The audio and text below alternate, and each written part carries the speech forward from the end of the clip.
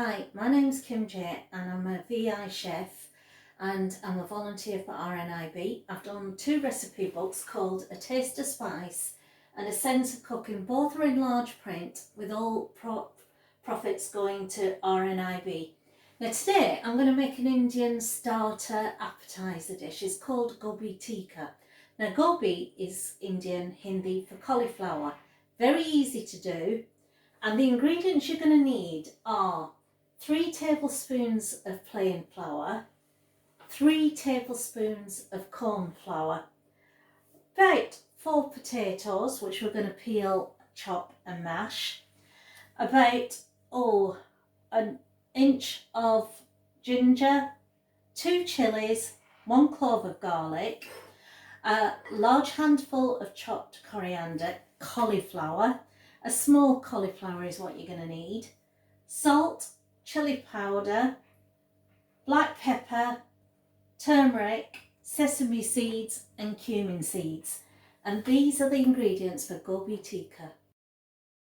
I've peeled and chopped the potatoes into small pieces. We're going to mash it, so they've got to be small pieces. Now with the cauliflower, I've washed it. And I've chopped it up again into small pieces, but not the stalks. We don't want the stalks because once again we're going to be semi-mashing the cauliflower. Now, I'm going to use the steamer. If you don't have a steamer, just boil it as you normally would. But I always prefer a steamer. Being visually impaired, I find it a lot safer. I'm not dealing with hot pans and hot water on the hob. I'm trying to drain it. It's all done and the good thing is with things like the cauliflower, it retains a lot more flavour and the vitamins and minerals. Now we're going to cook the cauliflower and the potatoes until they are soft and we can mash them. I've steamed my potatoes and cauliflower. Now, when you put a knife through the cauliflower, it's so soft that you barely have to touch it before it breaks. That's how soft the cauliflower needs to be. And again, the same for the potatoes. You just have to touch the potatoes and it breaks through. Now I'm going to mash the potatoes and the cauliflower together. I've mashed the cauliflower and the potatoes in a mixing bowl. And now I'm going to add the ingredients. Into that I'm going to put the chopped coriander,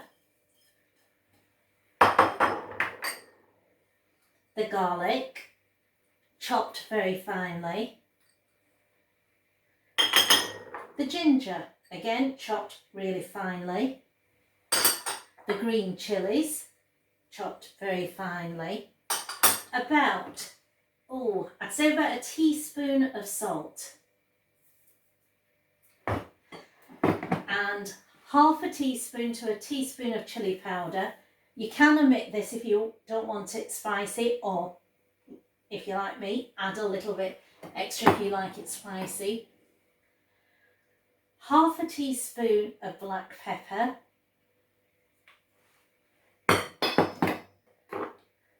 quarter a teaspoon of turmeric, that golden deep yellow turmeric, and into that I'm going to put about a teaspoon of cumin seeds and approximately 2 teaspoons to 3 teaspoons of sesame seeds.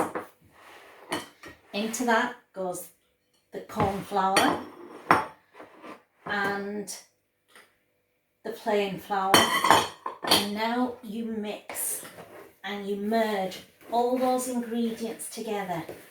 And as you're mixing, you can feel the potatoes and cauliflower coming together until it's like, best way to describe it, it's like a dough. So it comes together in a bowl, almost as if it's coming clean off the bowl. And that's when you know if it's done. If the mixture is still sloppy, don't worry, add a little bit more plain flour until you get it to the consistency you want it, a soft dough. On a baking parchment, I've sprinkled some flour, and I've got a dish with some more plain flour in it. Now I get the potato and cauliflower mixture and about 2 tablespoons worth, and I'm rolling it in my hand, and it rolls like a ball. And what I'm going to do is just dip it a little into that flour and turn it into almost a round burger shape. Now the size of it is approximately 2 inches in length and about 1/4 of an inch in height. So you're doing small burger shaped potato things. Now the mixture is sticky, so you may have to wash your hands several times, but just keep rolling it up, dipping it into that flour, rolling it into a bowl and putting it on the baking parchment. On the hob, I've put a frying pan and I'm bringing it up to heat, and into that I put a little bit of oil, just enough to be able to coat the bottom of that frying pan. And to add a little bit of extra flavour, I put butter. Now if you're vegan, you don't need to put the butter, it's just for that little bit of flavour. And if you want to keep healthy, you can make Gobi Tikkas in the oven. Not as tasty, but just as good and healthy.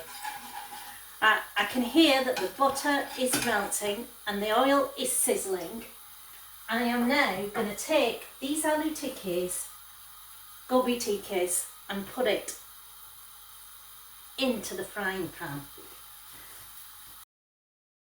Now what you're doing is you're frying these for at least 4 or 5 minutes. Don't be tempted to move them around in the frying pan until at least 4 or 5 minutes have gone. And the bottom side is crisped up, at which point you then turn the tikkis over and fry on the other side. Now the heat is on a medium to low heat, and I'm now going to flick these tikkis over. And as you flick them over, you'll feel that the top is crisped and hardened slightly.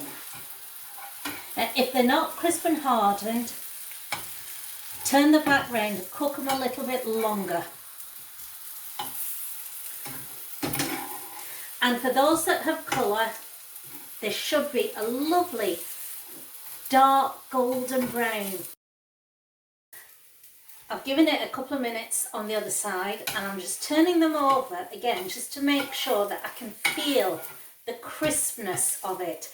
And as I turn it over and both sides are crisp, I'm just going to slightly flatten it with the spatula. And that's to make sure that it cooks the whole way through. And those are now done, ready for serving. Gobi Tikkas, lovely and crisp on both sides, eat hot. And I'm just going to take a little bit, dip it into some chilli sauce and eat it.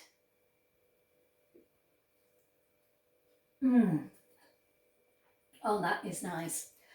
You can taste the cauliflower, the coriander, the fusion of ginger, garlic, cumin seeds and sesame seeds. Now I put cauliflower in here. You can have it just as potatoes with peas, onions, sweet corn. Put into this basic flour and potato mixture any vegetable that you want, and it is utterly delicious and very easy to make. Now you have a recipe for a great dish. But when you're in the kitchen, there are certain safety guides and rules that you should adhere to, and which keeps you safe. Now, one of the things that I do before I start cooking is I make sure that I've got shoes on that are sturdy with good grips. I make sure that there's nothing on the floor that I can trip over, and there are no spillages or liquid or condensation on the floor that makes it a bit of a hazard. Now, before cooking, the first thing that you do, as we all know, is wash our hands thoroughly. And especially when you're dealing with raw meat at every stage, wash your hands thoroughly. It stops cross-contamination. It keeps you and your family safe. When you're using the oven and the hob, know your oven and hob really well. Now, I use tactile markings so that I know exactly what temperature to put the oven on and what setting, so that I've not put the grill on when I should be putting the oven on. Now, with the hob, whenever you're sort of putting anything on the hob, make sure the handle is not sticking out. Now, I like to keep the handle at approximately 10 to 12. And the reason for that is it's not near enough to the unit for you to accidentally knock it off. It is not over another hob which may be on, so the handle's getting hot. So this is the safest position. Now, if you're boiling anything, be very, very careful. Don't fill the pan up too much. And if possible, use the boiler alert, which tells you when that liquid is bubbling away and it's hot, and it keeps you safe. If you're not comfortable with the hob and the oven, use the microwave whenever you can. It's a lot safer. And every time you are taking things out of the oven or from the microwave, because remember, plates and dishes get extremely hot in the microwave, use oven gloves. Now, I like to use thermal oven gloves. They're a lot safer. Don't be tempted to use tea towels or anything else. And they literally go to extreme temperatures, so you're very safe with them. Whenever you cut any food in the kitchen, use safe cutting methods. Keep the blade away from your fingers, so set it a couple of millimeters away from your fingers, and that way you're safe all the time. Now, if you're not confident with a knife, you can use appliances like food processors. Make sure you know how they work properly, and keep safe. And if you're still not confident, ask somebody else to do it. It is better to be safe than have an injury. If you have any cuts or you cut yourself whilst you're in the kitchen, put a plaster on it. And if you have a burn, run it under cold water. And if it's bad, you seek medical advice straight away.